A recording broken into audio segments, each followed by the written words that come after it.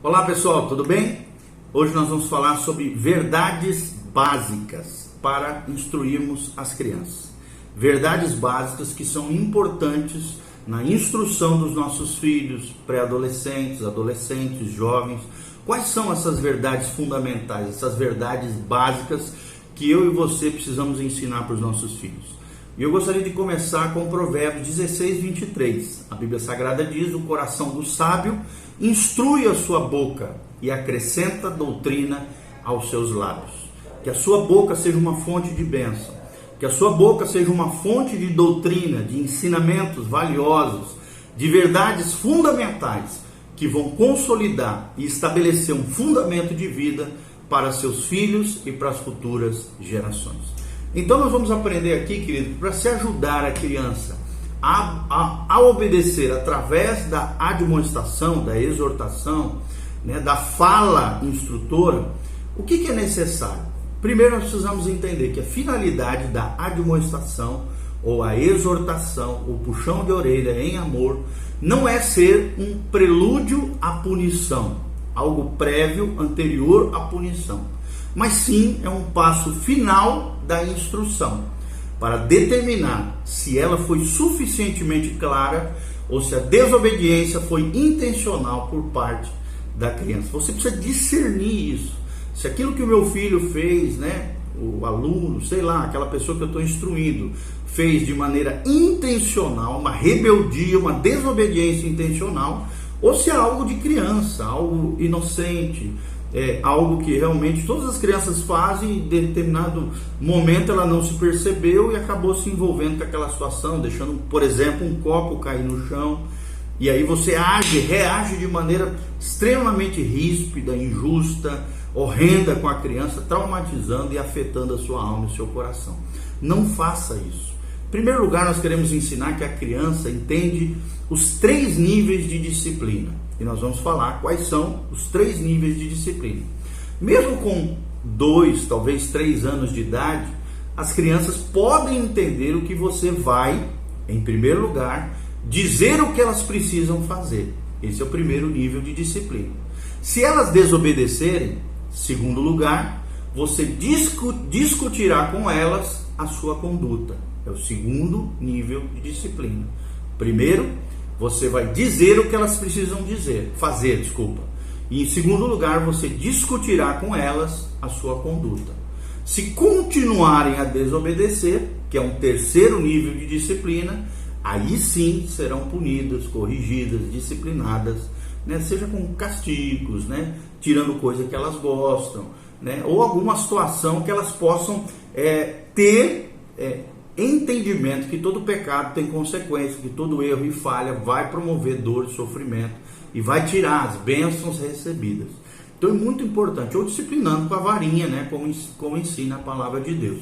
Então, se as crianças já forem crescidas e essa orientação, presta atenção, não for seguida, esses 3 níveis de disciplina, será importante reconhecer a sua falha em não ter sido coerente e justo com elas no passado.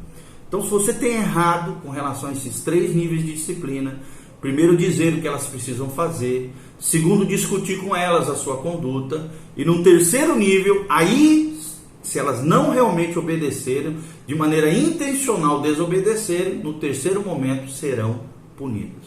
Então, se você falhar com relação a isso, essa coerência, essa justiça ensinada na palavra no passado, será importante você explicar à criança um novo sistema que você vai implementar na sua casa, na sua educação, a educação cristã, a educação segundo os fundamentos da palavra de Deus. Então, primeiro nível, a criança precisa entender esses 3 níveis da disciplina. Segundo lugar, se a desobediência se repetir depois do castigo, o que nós temos que fazer como pais, educadores, pessoas que estão de alguma maneira instruindo outras crianças? Não volte ao nível de instrução nem de admoestação. Talvez uma avaliação da própria correção em si precisa ser feita. Talvez até alterá-la.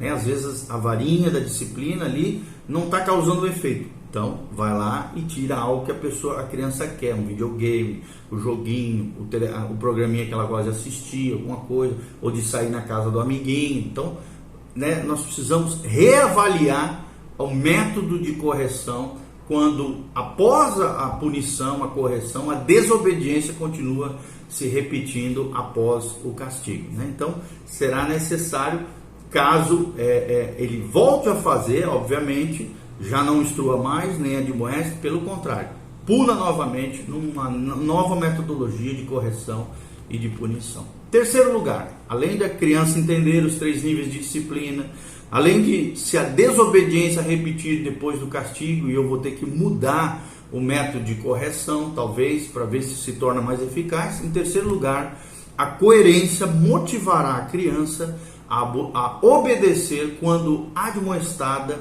em vez de desobedecer. Vou repetir, a coerência motivará a criança a obedecer quando admoestada ou exortada em amor, em vez de desobedecer.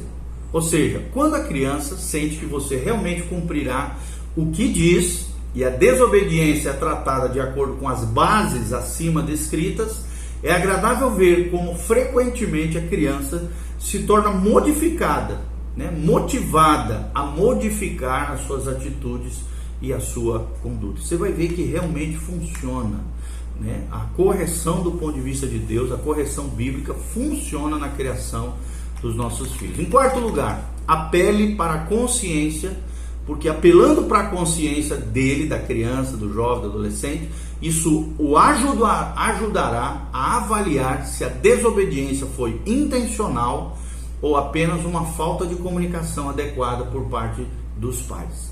Ou seja, a criança corrigida no passado por uma má conduta, muitas vezes associa o sofrimento físico e mental com a desobediência intencional. E essa aprovação da conduta, baseada nos princípios da palavra de Deus, tanto quanto a desaprovação pela transgressão deles, acaba reforçando a consciência da criança. Quando, por exemplo, a criança pergunta: o que você faz? Né? Quando você pergunta à criança: o que você fez? Você me desobedeceu? Ou então você fala: está certo o que você fez? As respostas vão te capacitar a discernir se a criança desobedeceu de maneira intencional ou na inocência, é coisa de criança. Se você chegar a essa conclusão, né, ouvindo as palavras dela, deixando ela se expressar e não retalhando de maneira punitiva, sem haver uma comunicação entre filhos e pais, né, se você chegar a essa conclusão de que ela não estava obedecendo conscientemente, então poderá concluir o quê? Em primeiro lugar, que a sua instrução não estava clara o suficiente e haverá necessidade de mais instrução com maior clareza e objetividade. Em segundo lugar, ela está sendo infantil e não rebelde. Isso pode ser o resultado de um esquecimento infantil. É normal, é coisa de criança. Nós temos que tratar com naturalidade, orientando em amor. Em terceiro lugar, eu esperava mais maturidade do que seria natural para a sua idade. Nós precisamos compreender que tem pais que são exagerados com seus filhos. Querem que filhos de tenra idade tenham maturidade de adultos. E isso é errado, é equivocado. Não espere mais maturidade do que seria natural para a idade daquela criança. Não trate ela como adulto. Ela não é adulta, ela está no processo de desenvolvimento pessoal e de formação da sua ética e da sua moral. Então, em quarto lugar, ela reagia a mim pessoalmente, né? Quando ela reage contra você pessoalmente. Quando você se torna incoerente, ela acaba refletindo as minhas próprias atitudes erradas como pai. Então, talvez eu mesmo, como pai, você como mãe, né, tenha violado o seu senso de justiça, se equivocado dentro daquilo que você está ensinando, passando, instruindo.